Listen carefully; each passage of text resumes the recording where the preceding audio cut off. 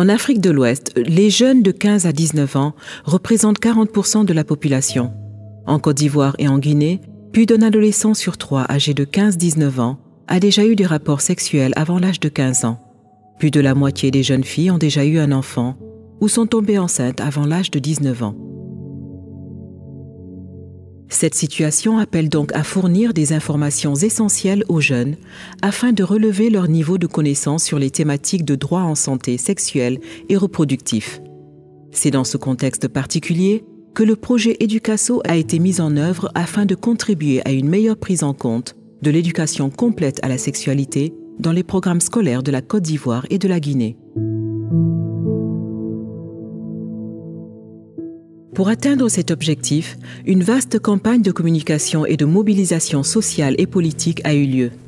Il y a eu d'abord la mise en place de groupes de plaidoyer composés des structures étatiques, de la société civile et des partenaires techniques et financiers à Abidjan et Conakry pour accompagner les actions du plaidoyer du projet Educaso. Ensuite, les membres du groupe dans les 2 pays ont été formés en technique de plaidoyer et en média training dans le but de renforcer leurs connaissances et en faire des acteurs clés de défense de leurs droits.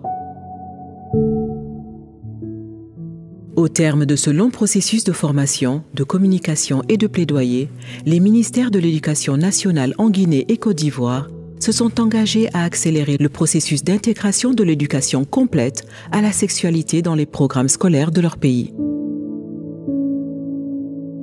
Maintenant que les ministres se sont engagés, on est en mesure de se poser une question. Quelle suite pour le projet Educaso? L'objectif de la phase 2, qui couvre la période 2020-2022, sera de contribuer à une meilleure appropriation communautaire et intégration de l'éducation complète à la sexualité en Côte d'Ivoire et en Guinée.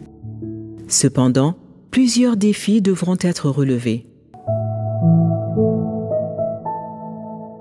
Aujourd'hui, le gouvernement ivoirien a pris l'engagement d'accélérer le processus d'intégration de l'ECS dans les programmes scolaires.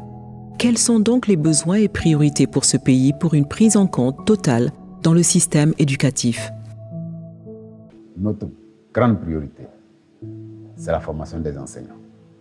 Parce qu'on ne donne que ce qu'on a. Or, la question de l'éducation complète à la sexualité, c'est une question assez sensible. Sensible en ce sens qu'en Afrique, c'est un sujet tabou. Bien que nous soyons des enseignants, si nous n'avons pas la formation requise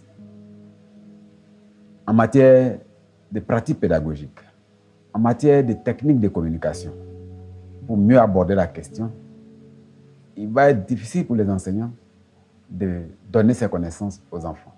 L'éducation nationale a près de 200 et quelques enseignants, vous voyez, et l'éducation nationale est dans tous les hameaux de la Côte d'Ivoire.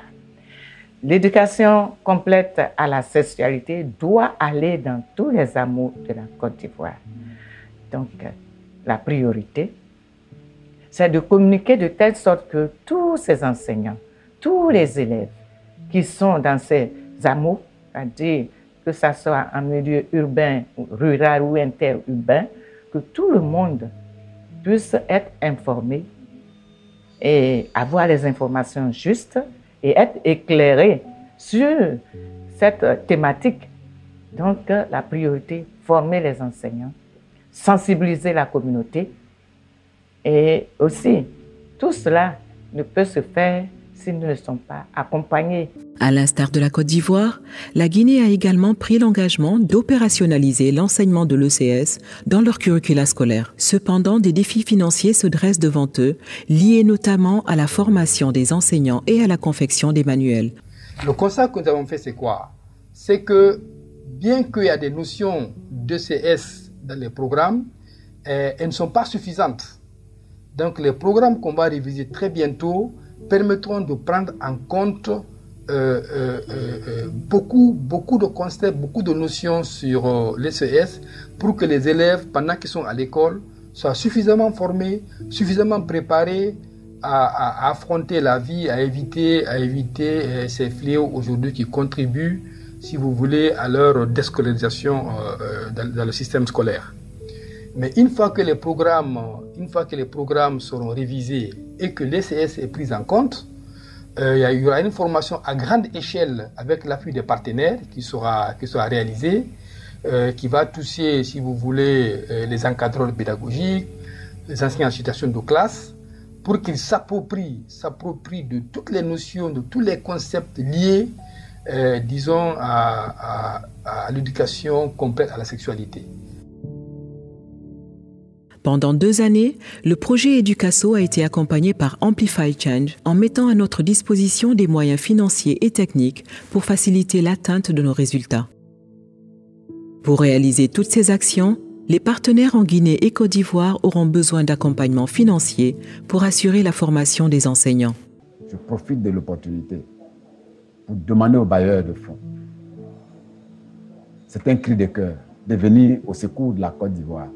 Nous avons besoin de suffisamment de moyens pour que tous les enseignants prennent conscience à travers une formation que c'est nécessaire de former les enfants, de leur donner le background nécessaire, de leur donner les informations précises, basées sur des faits scientifiques.